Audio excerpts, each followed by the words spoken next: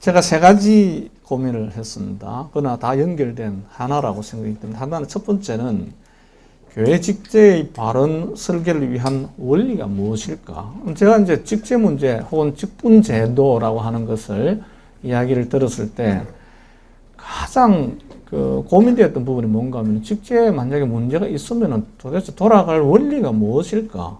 어떤 원리에 비추어 봤을 때 이 직분 제도를 좀 회복 혹은 문제를 풀어낼 수 있을까라고 하는 그 원리에 대해서 사실은 제 스스로 잘 확신이 없었습니다. 그래서 책을 읽고 또 고민하고 기도하는 가운데 몇 가지를 정리를 했습니다. 그 다음 이제 두 번째는 교회 직제 설계가 성경의 패러다임 혹은 역사적 상황에 어떤 식으로 영향을 받을까? 이제 이 이야기는 여기서 이제 성경의 패러다임이라고 하는 것은 이 직분 제도와 관련해 성경의 이야기는 좀 체계화된 그런 어떤 교훈이 무엇일까? 또 하나는 교회가 처한 역사적인 상황, 역사적인 것도 있지만 현재적인 문화적인 상황들이 어떻게 영향을 미쳐서 지금 이 시점에서의 직제가 도출되었을까? 그것이 어떤 식으로 영향을 주고받을까 하는 데 관심이 이제 있습니다. 세 번째는 직제 설계를 위한 이 원리 도출, 첫 번째 문제 제기였습니다. 그 다음에는 영향 요인들이 합쳐졌을 때 현재 한국교회 직분 제도의 선택은 어떠해야 되는가? 이런 질문들입니다. 그래서 이 직분 문제를 이제 이야기할 때 제가 이제 두 가지 측면에 좀 고민을 해서 하나는 소극적 측면인데 그것은 왜 직분 제도를 우리가 이렇게 논의를 하고 연구를 해야 되는지 그 중요성 측면에서 보면 첫 번째는 분명히 아마 직분제도 오늘날 한국교회 직분제도에 문제가 있을 것이다라고 인식에 출발하는 것 같습니다. 그 예가 아까 우리 정 목사님 많이 말씀하셨지만 제가 이제 가장 주목한 것은 이 직분 원리가 없다는 불명확하다는 문제도 있지만 이 직분자 역할의 왜곡 그다음에 약화된 것. 두 번째 이제 제가 지금 설명해 놓은 부분인데요. 두 번째 직분자 역할의 왜곡 그다음에 약화. 그 이야기는 뭔가 하면은 제가 이제 평소적으로 느끼기에 목사가 장로 역할을 하고 장로가 집사 역할을 하고 집사는 할 일이 없는. 그래서 왜곡이 된 거예요. 역할이 전이라고 저는 이제 표현을 했는데 그 다음에는 약화되었다. 이제 지금 아까 정 목사님께서 회복이라는 표현을 쓰셨는데 목양 장로라는 게 아마 그런 약화된 혹은 왜곡된 것을 다시 제 위치로 돌리는 게 아닌가 그런 생각을 했습니다. 아까 이제 또 말씀하셨듯이 세속화, 사유화라고 하는 것은 서열적이고 종속적이고 하는 그런 부분들을 이제 다시 인식하는 그런 측면에서 문제 극복의 측면에 중요성이 있는 것 같습니다. 두 번째는 적극적인 좀 측면이 있는 것 같습니다. 직분제도를 너무 직분 숭상적인 관점에서 봐도 안 되겠다는 그게 이제 천주교나 지금 이런 쪽에서 보면은 직분이 그냥 교회 본질과 동일시하는 그런 관점에서 봐도 문제가 있겠다는 것이고 그렇다고 직분제도는 아무것도 아니다라고 하고 무시하는 것도 사실은 또 다른 극단이라고 생각이 들기 때문에 저는 이제 존 켈빈이 기독교 강요라고 하는 그런 책에서 했던 직분이 왜 중요한가라고 하는 것을 기록했던 것을 좀 보면은 저는 굉장히 이걸 읽으면서 상당히 좀 많이 감동이 됐습니다. 첫 번째는 이 직분자 제도를 주신 이유가 하나님께서 우리로 하여금 하나님과 동등됨을 인정해주는 그 별에서 나왔다. 이렇게 표현을 해요. 그 이야기는 뭔가 하면은, 우리가 이제 사순절을 지냈는데 예수님이 하나님과 동등, 본래 하나님과 동등 되신 분이 사람처럼, 피조물처럼 내려와가지고 죽기까지 복종하셨는 거하고는 거꾸로 사람이 이제는 하나님과 동격으로 부유해 주셔가지고 직분을 딱 주면서 하나님 교회를 세워라. 그렇기 때문에 사람에 대한 엄청난 배려에서 출발했다. 그렇기 때문에 직분자는 중요한 역할이다. 이렇게 칼빈은 지적을 해놓고 있습니다. 그 다음에는 겸손을 훈련시키는 탁월하고 유용한 방식이다. 왜냐하면은 같은 사람들의 직분도 맞고 안 맞고 하는데 직분에 따라서 그런 서로 협력해가지고 순종해야 되고 하는 것들도 상당히 사람으로 하여금 겸손을 훈련시키는 방식이다. 그 다음에는 상호 조력을 통한 그리스도의 몸을 완성하게 해주신다. 그 이야기는 하나님 직접 하시지 않고 그 다음에 한 사람에게 완벽한 역량을 주셔서 교회를 세우는 것이 아니라 다양한 은사를 줘가지고 함께 협력해야지만 교회가 딱 서도록 하는 그런 역할을 주셨다는 것입니다. 그래서 결국은 직분자를 통해서 교회를 세우는 것이 목적이고, 제가 강조하고자 하는 것은 조직체로서의 교회, 즉 직분제도 설계 같은 조직체로의 교회를 제대로 세우는 것이 교회의 본질적 공동체로서의 교회를 제대로 세우는 중요한 길이다, 이렇게 이제 생각을 하게 됩니다. 제가 이제 조직체로서의 교회라고 하는데 표현하는 것은, 저기 이제 뒤에 책에서도 제가 좀 지적을 했지만요, 교회는 유기체임에 틀림없습니다. 그럼에도 불구하고 조직이라는 옷을 입지 않을 수가 이제 없는 것이 교회다. 이런 이제 관점에서 교회는 제도화된 공동체다, 이렇게 제가 설명을 드리고요. 근데 이것도 마찬가지로 조직 만능론이나 조직이 잘 구성되면, 설계되면 모든 게 해결된다는 관점도 아니고, 혹은 조직이 무용론, 조직 불필요하다, 교회가 무슨 조직이냐라고 하는 관점도 이제 극단일 수 있겠다라는 관점에서 제가 접근을 하게 되겠습니다.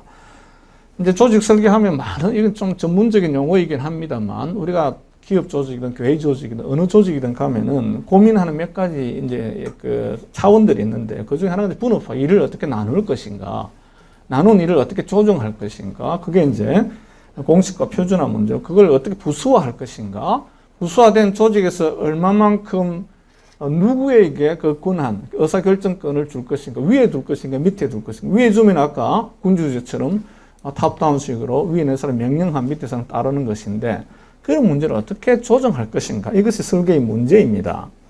근데 이제 이것이 다음 슬라이드에 나와 있지만 감독제, 장로제, 해중제가 다 다르다는 것입니다.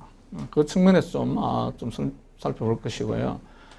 한국 장로교회는 어떻게 보면은 두 가지 오류에 이제 빠졌다고 생각이 드는데, 하나는 회중제와 감독제의 단점만을 혼합한 기형적인 모습이다.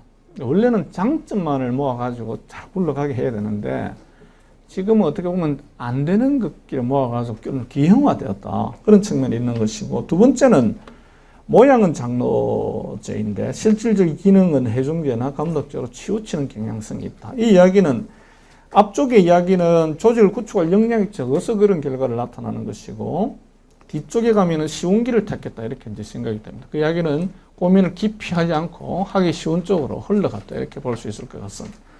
이것을 아까 우리 조직 정치 형태로 좀 나누어 보면, 앞에 말씀드린 구조 변수가 높고 낮고에 따라서 세 가지 제가 제시를 했죠. 감독, 장로, 그 다음에 해중제. 이 세 가지는, 감독제는 이 모든 수준에서 높은, 그 이야기는 수직적 분업화가 잘 되어 있고 문서화되어 있고 절차가 분명하고 집권화되어 가지고 위에 있는 사람들이 하는 피라미드 형태고, 장로계는 중간이고, 이제 회중제는 그 반대 낮은 수준인데, 여기서 이제 한 가지 좀 주의해야 되는 것은, 이 장로제라고 하는 것은 개혁교회의 특징이 단순한 중간 수준은 아니다라는 것입니다. 그 이야기는 단순히 이런 왼쪽에 있는 구조 변수들의 중간 수준만을 이야기하는 것은 아니고, 복합적인 아주 지혜로운 판단이 요구되는, 이 장로제가 제대로 굴러가게 되려면, 운영되려면은 상당히 수준 높은 판단이 요구된다. 예를 들면 우리가 민주제도가 민도가 낮으면 잘 안 굴러간다는 것도 똑같습니다. 제도는 되어 있는데 실제 민주주의 제도가 실현되는 것은 상당히 백성들, 국민들의 그런 어떤 민도가 높아야지 가능하고 똑같습니다. 자, 교회직질 분석의 틀을 제가 몇 가지 말씀드리겠습니다. 기본 전제가 뭔가 하면은, 모든 조직이 구축해야 될 본질적인 두 가지 목표가 있는데, 하나는 뭔가 하면은 내적인 통합을 추구해야 된다. 그럼 두 번째는 외적인 적응을 잘 해 나가야 된다, 이런 이야기입니다. 그 이야기는 교회를 예를 들면은 교회 전체가 하나가 돼가지고 커뮤니티가 되고 공동체화 되는 것도 중요하지만, 세상 속에 소통하면서 같이 그 세상 속에서의 교회 모습을 이루어 나가는 것, 이것을 같이 잘해야 된다는 거죠. 어느 한쪽으로 치우치면은 도구마에 빠지거나 아니면 자유주의로 빠지거나 둘 중에 갈 수 있겠다는 것입니다.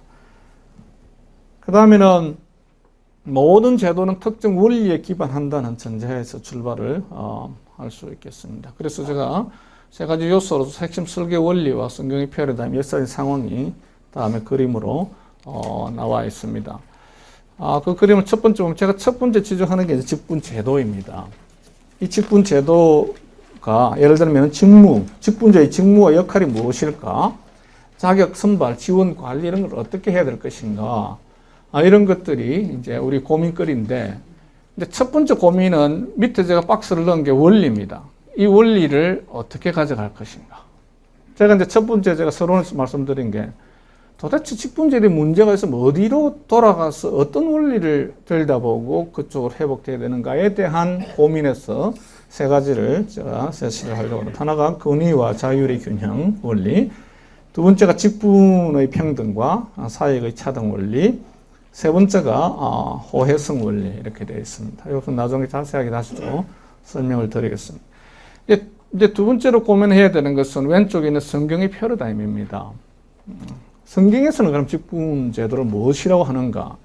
그 다음에 이제 오른쪽에 있는 게 역사적 상황입니다. 외부, 내부, 전체적인 역사적 상황이 영향을 미치는데, 여기서 주의해야 되는 게 화살표를 잘 한번 보십시오. 여기.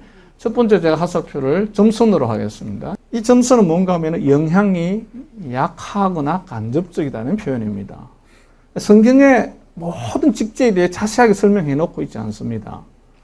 그렇기 때문에 간접적으로만 우리가 추론을 해야 되는데, 그 추론은 저는 핵심 원리가 제대로 되어 있으면 원리의 영향을 받기 때문에, 요거 지금 보면 점선이잖아요. 대신에 역사적 상황은 원리에 아주 약하게 영향을 미친다. 혹은 간접적으로 영향을 미친다. 대신에 성경의 패러다임 이야기가 원리는 아주 강하게 직접적으로, 이 원리는 반드시 성경에서 도출돼야 되는데, 그러나 이제 역사적 상황은 직분제도에 또 강하게 영향을 미친다. 여기서 지금 어려움이 있습니다. 무슨 어려움이 있는가 하면은 도대체 성경은 직분제도에 대해서 정확하게 이야기해 놓지 않고 있고, 우리는 문제가 있고, 역사적 상황은 바뀌고 있고, 이때 직분제도를 그러면 어떤 식으로 가져가는 것이 맞는가? 이제 이것을 왼쪽을 무시하면은 너무 자유롭게 유기적으로 그냥 아무렇게나 한다는 이야기고, 너무 왼쪽만 강조하면은 역사적 상황을 반영 못하니까 시대에 뒤떨어진 제도를 가져갈 가능성이 있기 때문에 이 연결고리들을 어떻게 가져갈 것인가. 어떻게 보면 제가 오늘 설명할 모든 내용이 여기 다 있어서 여기 스탑해도 될 것 같긴 합니다. 그런 조금 설명을 또 붙이는 게 그래도 낫겠죠. 다음 보시면은 여기 이제 성경의 패러다임 이야기입니다. 여기 이제 그 성경의 패러다임이라고 이제 표현을 쓴 것은 이제 로날드 사이드라고 하는 사람이 최근에 나온 책 중에 하나가 이제 보험주의 정치 스캔들이라는 책이 있는데, 거기 이제 용어를 좀 빌려 쓴 것인데요. 특정 영역에 대한 성경 가르침의 포괄적 요약, 이런 의미로 제가 사용을 합니다.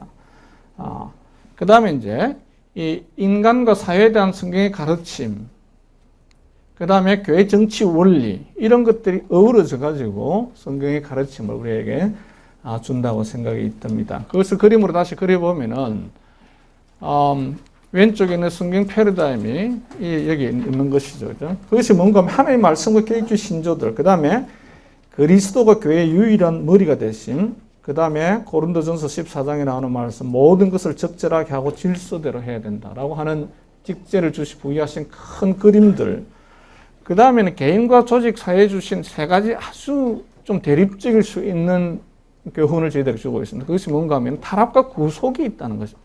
우리가 타락한 인간이지만 그리스도께서 구속하셨기 때문에 이것을 동시에 가지고 있는 인간들이 모인 교회. 이것을 어떻게 반영할 것인가 이 문제입니다. 그 다음에 개인성과 사회성도 있습니다. 하나님 앞에 단독자로 서지만 함께 공동체로 또 하나님 앞에 나아가는 것. 내부, 아까 말씀드린 내부 통합과 외부 정을 동시에 해야 되는 교회의 사명들을 함께 놓을 때에 사실은 이런 원리를 도출해낼 수 있다는 것입니다. 그 다음 이제 두 번째 역사적 상황은 네 가지 제가 말씀드린, 하나는 외부 환경의 긍정적 역할이 있습니다. 우리 한국 사회도 긍정적 역할이 분명히 있고, 그 다음에는 외부 환경의 부정적 역할도 있습니다. 우리의 긍정적 역할이라면 이런 것이겠죠. 뭐 어른을 뭐 공경한다든지 스승을 존중한다든지. 부정적인 게 분명히 있습니다. 우리의 정치적, 경제적 혹은 유교 문화 이런 것들 때문에 계급적이기도 하고, 그 다음에 많은 절차를 무시하는 경향성, 그 다음에는 아까 이야기한 연공주의 이런 것들이 부정적으로 영향을 미쳐왔습니다. 그 다음 최근에 어떤 변화도 있습니다. 종교다원주의가 팽배해 있고, 그 다음에는 교인 수가 감소하고 기독교에 대한 불신, 디지털 문화, 젊은 세대의 변화 이런 것들이 있는데 이런 것들을 다 감안했을 때에 어떤 이야기를 우리가 할 수 있는가의 이야기입니다. 그렇기 때문에 이런 것들과 최근의 환경 변화를 감안했을 때에 실제 우리 직제는 뭐가 요구되는가 하면은 개방성과 유연성, 그 다음에는 교회다움의 회복, 투명하고 역동적인 의사결정, 소금과 빛의 역할을 감당하는 것, 이런 것들이 변화되어야 되는데 기존 직분 제도로서는 그것을 잘 반영하지 못하고 있더라. 거기에 대한 문제인식입니다. 자, 그러면 제가 원리 세 가지를 먼저 좀 간단하게 말씀을 드리겠습니다. 첫 번째 원리는 권위와 자율의 균형입니다. 이게 상당히 이제 어려운 부분인데, 왜 어려운가 하면 아까 말씀드린 대로 회중제하고 감독제의 중간 수준만을 이야기하는 것은 아니기 때문에 어렵습니다.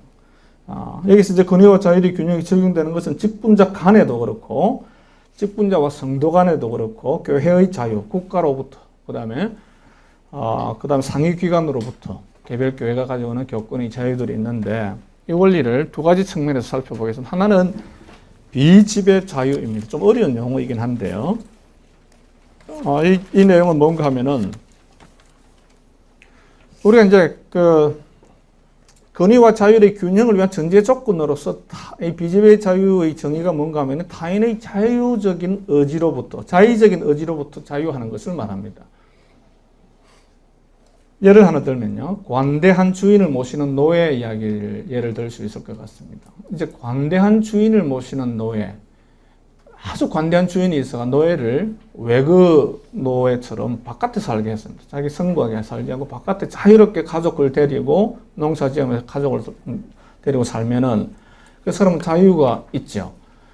무슨 자유가 있는가 하면은 간섭을 받지 않을 자유가 있습니다. 자유롭게 살기 때문에 매일매일 간섭을 받지 않습니다. 그런데 이 관대한 주인이 마음이 확 바뀌어가지고 어느 날 들어와라, 혹은 이제 자유 없다, 이제 가족같이 못 산다, 내 밑에서 이제 일해라 라고 그 자유를 박탈할 수 있는 그런 권한을 가지고 있을 때는 비지배 자유가 성립이 되지 않습니다. 이 이야기는 어떤 한 권위자가 혹은 직분자가 다른 직분자나 다른 개인에게 이 비지배적 자유가 성립되지 않도록끔 혹은 자의적으로 지배하는 관계가 성립이 되면은 언제든지 지배할 수 있는 거죠. 근데 이제 성경은 우리는 이제 하나님의 주권 사성을 이야기를 하고, 그 다음에 그리스도께서 교회의 유일한 머리가 되기 때문에 그 누구의 어떤 직분자도 다른 직분자나 성도 개인에게 지배할 수 없다. 이게 이제 기본적으로 권위와 자율의 균형 원리의 첫 번째 개념입니다. 그렇게 생각해 보면은 상당한 정도로 목회자가 단독으로 장로들, 집사를 혹은 성도를 함부로 할 수 없는 게 될 것이죠. 그 다음 장로단이, 당회가 다른 집사들이나 성도들에게도 함부로 할 수 없어요. 왜냐하면은 하나님 주권, 그 다음에 그리스도께서 교회의 머리 되심, 이런 것 때문에, 그렇기 때문에 어떻게 보면 아까 외적 소명이 중요할 수도 있습니다. 목회자조차도 혹은 당뇨조차도 다 성도들을 통해서, 교회를 통해서 외적인 확증을 거치는 과정을 거친다. 이런 것들이 이제 우리가 생각해 볼 수 있는 비지배 자유입니다. 에베소서나 골로새서 보면은 상전들에게 주신 말씀이 있죠. 저희와 너희의 상전이 하늘에 계신다. 그 다음에 너희에게도 하늘에 상전이 계심을 알지니라. 그렇기 때문에 종들에게 함부로 대하지 말라. 그런 표현들도 사실은 이 원리에 해당되는 말씀들이라고 생각이 듭니다. 그 다음에 이제 두 번째 개념은 이 권위와 자율의 균형이라고 하는 두 번째 이제 이슈는 뭔가 하면은 이 조직의 이상형과 리더십의 역할의 문제인데요.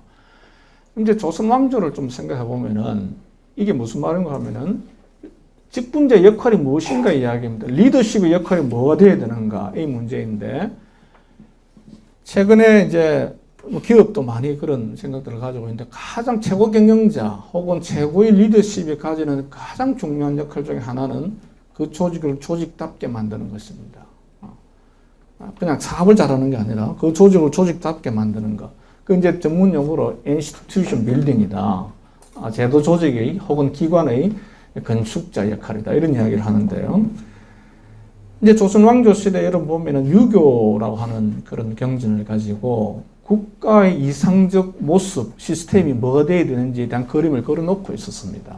근데 뭐 태조니 세종이니 이런 분들은 이제 그 시스템을 잘 세우기 위해서 노력을 했는데, 실제 태종이나 세조나 연산군 같은 사람들은 자기 왕권을 더 높이는 데 관심이 있었어요. 그러니까 국가 시스템이 이상적으로 굴러가도록 된 그 그림을 그려내는 데 관심이 있는 게 아니고, 이제 그 예를 들면 이런 겁니다. 사관원, 여러분 잘 아는 사헌부나 사관원이나 홍문관에 있던 그 대관들 있잖아요. 대관들 역할을 알죠. 우리 역사 대하 드라마 보면은 뭐 전하 그렇게 하시면 아니되옵니다. 이렇게 하는 분들은 다 대관인데, 이런 사람 역할이 뭔가 하면 왕권이 마음대로 가도록 못하는 거예요. 제재를 하는 겁니다. 왕이라 하더라도. 그 이유는 왕이라도 원래 이상적 국가 시스템의 그 원리에 따라서 순복하는 것입니다. 그렇기 때문에 절대적인 왕권을 하지 못하도록 되어 있는 것입니다. 그래야지 이상적인 국가 시스템이 굴러간다. 이런 이야기죠.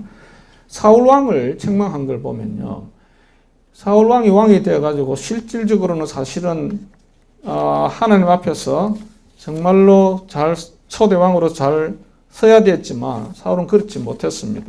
사울이 해야 됐던 그 역할들이 뭐였는가 하면 이스라엘의 민족적 사명을 깨닫고 하나님께서 출애굽시켜서 가나안 땅에 정착해가지고 하나님의 백성으로서 하나님의 땅에서 하나님의 주권하에서 제대로 된 국가의 그런 역할들을 감당하는 것을 세워나가는 역할이 있었음에도 불구하고 사울은 자기 왕권에 관심이 있었습니다. 그래서 다윗하고 늘 갈등이 있었고요.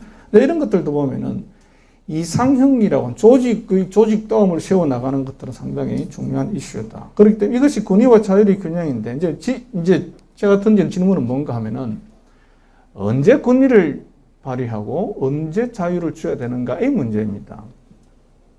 제가 이제 생각하는 것은 이런 것입니다. institution, 교회를 institution이라고 하는 기관 혹은 제도 조직이라 하는데, 그것이 이상적으로 제대로 굴러가는 것이 위협을 받을 때는 반드시 영적 권위가 개입을 해야 된다.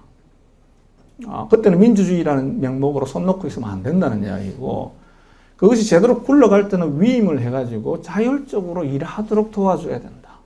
이게 이제 제가 생각하는 중요한 기준입니다. 그렇기 때문에 제가 생각하는 한국교회 문제는 뭔가 하면은, 한국교회는 영적 권위를 가진 이런 이상적인 하나님께서 의도하신 그런 교회다움을 세워나가는 어른들을 세우는데 그동안에 실패했다. 저는 그렇게 이제 진단을 하는 것입니다. 그것이 제대로 딱 어른들이 많아가지고 교회 영적 리더십을 딱 발휘해가지고 이상적인 교회의 모습, 그래서 권위가 발휘되어야 될 때는 반드시 개입하고, 그 잘 굴러갈 때는 자유를 주어서 직분자들 알아서 하도록 하는 그런 역할들을 할 수 있는 장로단의 구성이 사실은 제대로 형성되었는가? 그것이 제가 던지는 문제 제기입니다. 두 번째 원리는 직분의 평등과 사회의 차등입니다. 한 백성 이제 공동체 혹은 평신도시나 이런 것들, 그 다음에 만인제사장소 이런 것들이 많이 이야기가 되었기 때문에 여기서는 많은 설명을 제가 하지는 않겠습니다. 여기 보면은 우리가 잘 아는 직분간, 목사, 장로, 장립집사, 서리집사라고 하는 그런 것들이 다분히 상위 랭크가 있는 것처럼, 계급이 있는 것처럼 보이는 것과, 그 다음에 뒤에 있는 직분들이 앞에 있는 직분자에 종속되는 것, 혹은 부차적인 위치를 가지는 것, 그 다음에는 집사가 선교해야 할 대상이 누구냐라는 것을 이제 칼빈이 잘 지적해 놓은 게 뭔가 하면은, 집사가 섬겨야 할 대상은 장로나 목회자가 아니라 가난한 자다. 집사가 섬겨야 될 대상이 따로 있다는 것은, 그 이야기는 뭔가 하면은 집사가 종속적, 부속적 직분이 아니라 고유한 기능을 가진 독립된 기능이다. 항존직에 속한다는 것입니다. 그렇기 때문에 집사가 그 기능을 제대로 발현하도록 역할을 회복시켜 주지 않으면은 직분자의 전체적인 위상이 흔들린다는 이야기입니다. 그렇기 때문에 저는 어떻게 보면 칼빈 선생이 상당히 그런 면에서 많은 시사점을 던져주었다, 이렇게 생각이 듭니다. 그 다음에 직분간, 뭐 담임 목사, 부목사, 교육목사, 강도사, 전도사 이런 것도 마찬가지겠죠. 그 다음 이제 두 번째,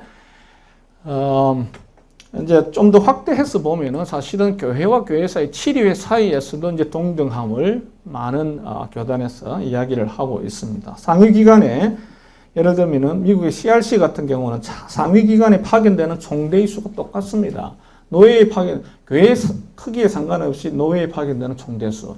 그 다음 노예의 크기에 상관없이 총회에 파견되는 총대수 같다는 이야기입니다. 상당한 동등성을 이제 가지고 있고 교권으로부터 상위기관으로부터 독립성을 가지는 그런 측면이라고 생각이 듭니다.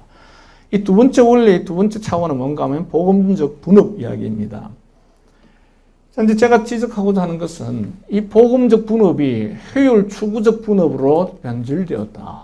이제 복음적 분업이라고 하는 것은 고린도전서 12장, 14장 말씀들 보면 하나님 주신 은사를 따라서 각양각색의 은사를 따라 직분자들이 함께 협력해서 하나님의 교회를 에디파이한다, 세워나간다 이런 표현을 쓰는데 지금 여기서 이야기하는 효율 추구적 분업이라고 하는 것은 뭔가 하면은 하나님의 교회가 제대로 사역이 제대로 되기 위해서 오늘날은 직분자로 활용하는 것이 아니라 직분자로 먹고 살아야 되니 그냥 유급 직원들을 많이 데리고 쓰고 그 다음에 장로 집사 안 되니 목회자들을 통해서 또 많이 하기도 해서 그냥 사역이 되기만 하면 된다는 생각을 좀 가지는 경향성이 있다. 이것은 심각한 문제가 왜 그렇게 생각하는가 하면 하나는 좀 철학적으로 보면 공리주의적인 사고방식이 있습니다. 일이 잘 되는 것 전체가 다 행복한 게 아니냐 그게. 두 번째는 더 심각한 것은 하나님의 백성으로서의 의무와 덕성을 가지고 참여하는 것을 상실하게 만드는 그런 결과를 초래한다. 그 이야기는 직분자는 반드시 교회 사역에 참여함으로써 가지는 하나님의 백성으로 직분자로 누려야 될 마땅한 의무와 공동성을 이루어낼 책임이 있는데 그런 것들을 못하게 만들 가능성을 가지고 있다. 이런 측면에서 보면은 일이 잘 되는 것이 중요한 것이 아니라 참여해서 함께 이루어 나가도록 하는 것이 굉장히 중요할 것이다. 이런 이야기입니다. 세 번째 원리입니다. 호혜성 원리인데요. 이것도 만만치 않은 원리입니다. 첫 번째는 이제 공동체 형성의 기반이 됩니다. 호혜성이라는 것이 황금률하고 관계됩니다. 서로 영어로 하면 reciprocity라고 하는데 서로에게 상호 의존적인 공헌 원리에 따라서 서로 도움으로서 함께 세워져 가는 것들을 이제 이야기를 합니다. 여기에 사실은 이제 우리 말씀에도 그런 게 있습니다. 고린도전서 12장 7절인데 보면은 함께 덕을 세우기 위해서 유익을 위해서 함께 유익을 위해서 그 영어로 보면 common good을 위해서 이렇게 되어 있습니다. For the common good 이렇게 되어 있습니다. 공동성을 이루기 위해서 함께 세워져 나가기 위해서 덕을 세우기 위해서 은사를 제대로 발휘해라 이렇게 표현이 되어 있습니다. 그런 면에서 공동체를 이루어가는 것 중요하리라고 생각이 듭니다. 그 다음에 이제 두 번째는 좀 어려운 용어이긴 하지만 나중에 자료를 받으시면 한번 읽어보시면 좋을 것 같습니다. 이 갈등 조직 원칙으로서의 어떤 그 호혜성을 이야기인데요. 상당히 여기도 보면은 이제 민주주의 아까 이제 정보선도 말씀하셨지만 이 민주주의를 교회 세워야 된다, 안 해야 된다라고 하는 것들도 사실은 앞에서 제가 설명드린 개인에 대한 이해, 조직에 대한 이해, 아까 타락의 영향도 있지만 회복의 영향도 받고 있다. 개인성도 중요하지만 관계성도 중요하다. 이런 측면에서 보면은 로널드 사이드나 라인홀드 딥은 다 같이 무슨 이야기를 하는가 하면은 완전히 타락했다면은 완전히 타락했던 민주주의가 어렵지만 그래도 회복된 게 있기 때문에 민주주의가 운영될 수 있다. 만약 타락의 영향이 없었더라면 사실은 민주주의가 필요 없는데 타락이 있기 때문에 위에 있는 몇 사람이 권력을 집중했으면 그것은 불가능하다. 그것은 나중에 권력의 남용으로 갈 가능성이 크다. 그렇기 때문에 반드시 민주주의 와야 된다. 그러나 그럼에도 불구하고 그것이 아까 이야기하는 영적 권위의 개입을 무시하는 것은 아니다. 그 밸런스를 어떻게 가져갈 것인가. 그것이 이제 이슈입니다. 그 중에 하나가 이제 사실은 정치 철학에서 이야기하는 시민민주주의 이야기인데 조정 원칙, 호혜성이 이제 그렇게 사용이 되기도 합니다. 상호 존중의 원리 때문에 조정이 되는 이야기를 합니다. 좀 복잡한 이야기를 제가 여기 설명을 이 정도만 하고 넘어가도록 하겠습니다. 그런데 이 문제를 하는 이유는 한국 교회가 아주 그라운드 룰이 없어요. 그렇기 때문에 그냥 막 가서 그냥 갈등이 극단화되어 가지고 문제가 되기 때문에 문제 제기를 하였습니다. 자, 이제 구체적인 제도 문제를 몇 가지 좀 설명을 드리도록 하겠습니다. 하나는 직분자 이제 역할인데, 교회 직분자 역할은 이제 교회됨과 그 다음에 어떤 사회 수행할 것인가의 being하고 doing의 균형이라고 생각이 드는데, 여기서는 네 가지 역할을 좀 제시하려고 합니다. 하나는 제도 조직 건설, 그 다음에 성도 개발, 사역 수행, 그 다음에 행정, 그 다음에 지원, 이렇게 네 가지 직분자 역할은 이 네 가지다. 이렇게 이야기를 해보고 싶습니다. 이것은 물론 신학책에서는 잘 나오지 않는 용어들이고 제가 그냥 분류를 새롭게 해본 것입니다. 그러나 기존에 있는 신학적 발견과 거의 같은 내용을 분류를 한 것이라고 볼 수 있을 것 같습니다. 이 중에서 다른 것들은 사실 우리 잘 알죠. 행정 지원, 그 다음에 사역 수행, 우리가 교제, 교육, 선교 뭐 이런 것들 하는 것들, 이제 향상교회는 아까 집사들한테 많이 갔다고 이야기를 했고요. 성도 개발하는 것, 그 다음에 아까 이야기하는 그런 목양 장로 역할도 사실 여기에 해당되는데, 여기 이제 지적하는, 이제 좀 더 강조해야 되는 건 제도 조직 건설 부분이라고 이제 생각이 듭니다. 자, 이 네 가지를, 좀 나눠서 이 그림을 그려보면은, 첫 번째 제가 생각하는 프로파일 A라고 하는 게 있습니다. 이게 이제 전통적으로 장로 역할을 보면은 전통적으로 이게 행정 지원을 많이 하고 성도 개발 어느 정도 하는 이런 모습을 이제 가지고 있습니다. 근데 최근에 좀 바뀐 게 역할 프로파일 B입니다. 성도 개발, 즉 목양 장로로서의 역할을 더 강조하는 쪽으로 바뀌었습니다. 저는 이 측면에서 보면은 저는 많이 회복이 되었다 이렇게 이제 판단을 할 수 있을 것 같습니다. 그럼에도 불구하고 이제 제가 이제 좀 문제 제기를 하는 것은 오히려 거기서 그쳐서는 안 된다는 생각을 저는 하고 있는 것입니다. 그게 뭔가 하면 이 C입니다. 이 C는 뭔가 하면은 성도 개발과 함께 제도 조직 건설자의 역할을 반드시 회복해야 된다. 그게 아까 권위와 자유의 균형에서 이상적 조직을 세워가는 것, 그 교회가 교회다움을 세워가는 어른을 만들어내는, 그 어른을 세워가는 것, 이런 것들이 기본적으로 안 된다는 것 때문에 이런 역할의 변화가 필요하다. 그 다음에 여기 보시면 D 같은 경우는요, 역할이 별로 없어요. 서리집사 같은 거예요. 저희 교회도 서리집사를 세워놓고 거의 하는 게 없습니다. 안내를 당번이 되면 하긴 합니다. 그 외에는 하는 게 없어요. 헌금위원 1년에 한 번 정도 하긴 합니다. 그러면 이제 이게 이제 이런 이슈가 생깁니다. 직분자, 이런 것 때문에 세우는 것 같아요. 그럼 뭐라고 부를 것인가? 뭐, 홍길동 선생님 해야 되는지, 뭐, 시 해야 되는지, 뭐, 홍길동 성도가 더 좋은 용어이긴 한데, 성도를 해야 될지. 나이 좀 있으니까 그냥 집사라고 부르는 게 편하지 않을까? 그러니까 홍길동 집사 이러면 서로 편한데, 도대체 뭐라고 부를지 모르는 것 때문에 서리집사 필요하다라고 누군가 이야기를 해서 제가 굉장히 당황했습니다. 그런 것들을 어떻게 할 것인가의 문제입니다. 직분제도 전체를 왜곡시키는 방향으로 갈 가능성을 이야기를 합니다. 아까 제가 말씀대로 역할 전이가 분명히 있고요. 그리고 장로 역할에서 다스리는 역할과 최근의 변화 다 있는데 집사 역할 회복될 필요가 있다. 이제 이것을 다시 한번 좀 구조화 시켜보면요. 역할 분담을 어떻게 가져가는 것이 좋을지를 보면은 저는 이제 성도 개발은 목회자와 장로 이렇게 해서 역삼각형으로 가져가는 것이 더 낫겠다는 생각을 했고, 제도 조직 세우기는 장로단이 좀 주로 하는 것이 좋겠다는 생각을 했고, 사역 수행은 역으로 삼각형 구도로 가는 것이 좋겠다. 집사에게 그런 것들을 많이 맡기는 것이 더 필요하겠다. 이런 생각을 했습니다. 그 다음에 이제 자격계 선발에서 내적 외적 소면 아까 정 목사님 하셨으니까 이제 넘어가고요. 이제 제가 지금 가장 여기서 문제를 하고 싶은 것은 뭔가 하면은 은사와 역량이 없는 직분자를 어떻게 해야 되는가. 예를 들어서 가르치는 은사가 없는 목회자, 다스리는 은사가 없는 장로, 구제와 행정 지원의 은사가 없는 집사. 이제 가장 중요한 제 발견은 도대체 직분자가 직분자답지 않을 경우에 어떻게 해야 되는가. 이게 여기서 지금 문제가 안 풀리는 것 같습니다.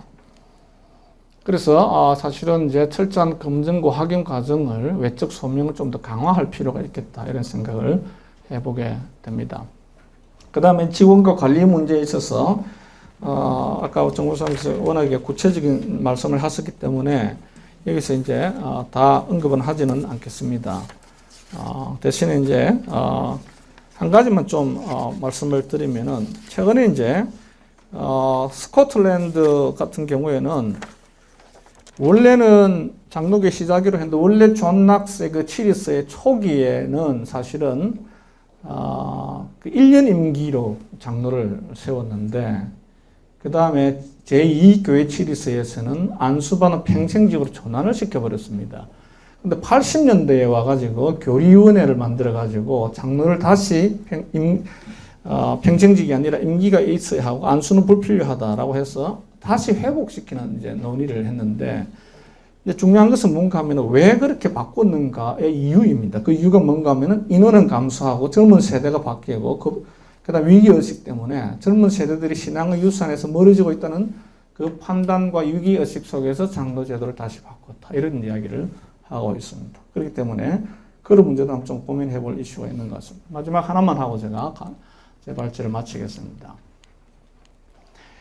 그게 뭔가 하면 자기 실현적 예언이라고 하는 이론입니다. 이것은 어려운 이야기 아닙니다. 기대대로 된다는 이야기입니다. 애들한테 칭찬하면 잘 되고 안 된다 그러면 안 되는 그게 이론이 우리 심리학에서는 자기 실현적 예언이라고 표현합니다. 그러니까 상대방이 잘못 기대하더라도 기대하는 대로 된다는 이야기입니다. 이것을 이제 제가 왜 이 이론을 가져오는가 하면은 이런 문제가 있습니다. 직분자에 대한 초기의 잘못된 인식이 직분 제도의 성격을 규정해버리고 그 규정된 직분 제도 때문에 역할이 바뀌고 그 역할 바뀐 것들이 고착화되는 현상을 제가 설명하려고 그러는 것입니다. 자, 그림을 그려보겠습니다. 첫 번째가 직분에 대한 인식이 왜곡되었습니다. 평신도는 너무 바쁘고 헌신도가 낮기 때문에 평신도한테 맡겨놔서는 교회가 절대 되지 않는다라고 하는 인식을 어떤 사람이 했다고 치면은 교회 지도자이든 교단의 지도자이든 그럼 반드시 어떻게 가는가 하면은 직분 제도를 어떻게 구축하는가 하면 역할이 전이 즉 목사가 장로 역할, 장로가 집사 역할 같이 전이가 되거나 왜곡되게 될 가능성이 있고 효율 추구적인 분업을 할 가능성이 있습니다. 그럼 실제적인 직분의 역할을 그렇게 합니다. 카리스마적인 목회자가 나올 수 있고요. 집사 역할을 하는 장로가 생기고 그 다음 역할이 없는 집사가 생길 수 있죠. 그렇게 되면 원래 의도했던 그 인식대로 예측된 역할과 실제 수행되는 역할이 일치 현상이 벌어집니다. 일치 현상이 벌어지면 어떤 결과를 초래하는가 하면은 결국 이 실제적 역할을 강화시켜서 초기 인식이 맞다라고 생각하는 경향성을 생겨서 어느 시대의 어떤 특정 교회의 지배적인 패러다임으로 바뀐다는 것입니다. 이것이 제가 이제 발제하면서 던지는 질문이고 과제입니다. 제가 강의 여기서 마치고 질문을 하면서 다시 이야기를 하도록 하겠습니다. 감사합니다.